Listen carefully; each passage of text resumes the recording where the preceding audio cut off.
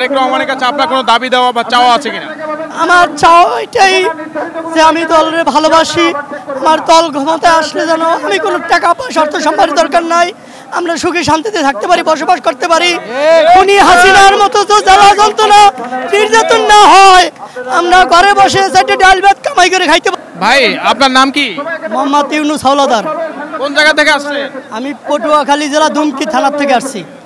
আচ্ছা, আপনার এই যে মাথা থেকে পা পর্যন্ত একেবারে ধানে ভরা, আপনি এটা আসলে কিভাবে বললেন বা কেন পড়ছে? এটা পড়ছি, এটা হলো আমাদের জিয়াউর রহমানের আদর্শ এবং দলের প্রতীক। এটা দলের প্রতীক হলো ধানের শীষ। সেটা এই বাংলাদেশের জনগণের এই 17 বছরে এই শেখ হাসিনা এটা করার উপযোগ দেয়। যখন যাইতো এই জামা কাপড় পিন্দা আমি এইভাবে বসতাম, যখনই মনে থাকতো যে পুলিশ আসতেছে আমি দৌড়ে ধান বনে যাই পলাইতাম, এই ধান বনে থাকতাম। ধান বনে থাকতে থাকতে দিন গেছে কষ্ট, অনেক কষ্ট করেছি। ওই জন্য আমি ধান নিয়ে আসি, ধানের বোতল নিয়ে আসি। জনগণকে জানাইতে চাই যে এই ধানের শীষ এইটা সবার মনের ভিতরে থাকবো, এই ধানের শীষ নিয়ে আমরা থাকবো। আমি ধান খেতে পলাইছিলাম অনেকদিন, পুলিশে ধরতে নাই, পরে জামিন নিয়ে হাইকোর্ট থেকে এরপর পরিষ্কার হয়েছি। আমি অনেক নির্যাতনের আসামি। আপনাদের দেশনেত্রী বেগম খালেদা জিয়া এবং ভারপ্রাপ্ত চেয়ারম্যান জনাব তারেক রহমানের কাছে আপনার কোনো দাবি দেওয়া বা চাওয়া আছে কিনা? আমার চাওয়া এটাই যে আমি দলের ভালোবাসি। আমার দল ক্ষমতায় আসলে যেন আমি কোনো টাকা পয়সা অর্থ সম্পদের দরকার নাই, আমরা সুখে শান্তিতে থাকতে পারি, বসবাস করতে পারি। উনি হাসিনার মতো তো জ্বালা যন্ত্রণা নির্যাতন না হয়, আমরা ঘরে বসে চারটে ডাল ভাত কামাই করে খাইতে পারি।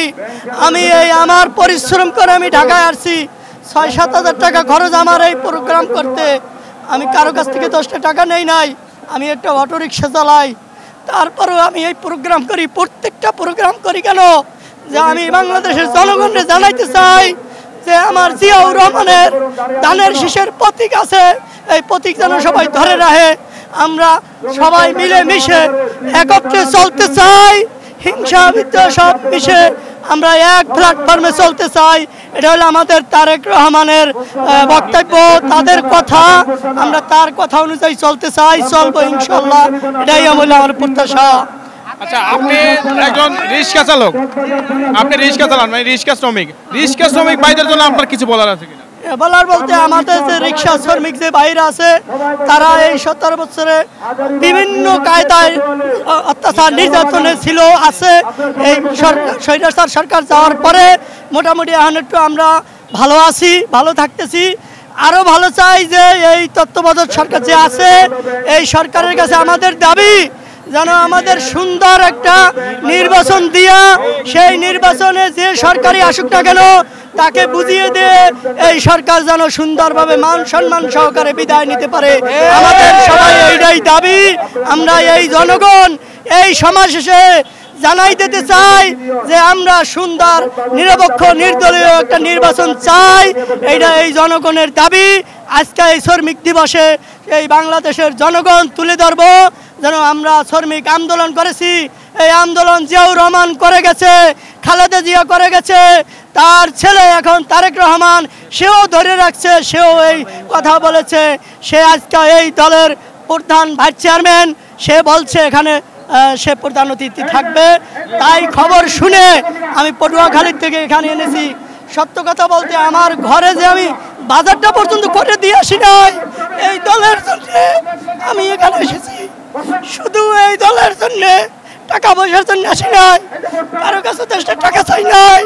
আমি দলের ভালোবাসি, বিএনপির ভালোবাসি, সেই জন্য এখানে এসেছি। যতক্ষণ মিটিং চলবে ততক্ষণ আমি এই মিটিংয়ে থাকবো ইনশাআল্লাহ। জি, আপনারা যেমনটা শুনছিলেন প্রিয় দর্শক, এই যে ভাইটা আসছো সেই সুদূর পটুয়াখালী থেকে আসছে। এই ভাইটার একটা আনকমন জিনিস যেটা হলো মাথা থেকে একেবারে পা পর্যন্ত তিনি ধান দিয়ে ভরে রাখছেন। মানে তার ধানের প্রতি এত ভালোবাসা, এবং তিনি একজন রিক্সা চালক, রিক্সা শ্রমিক।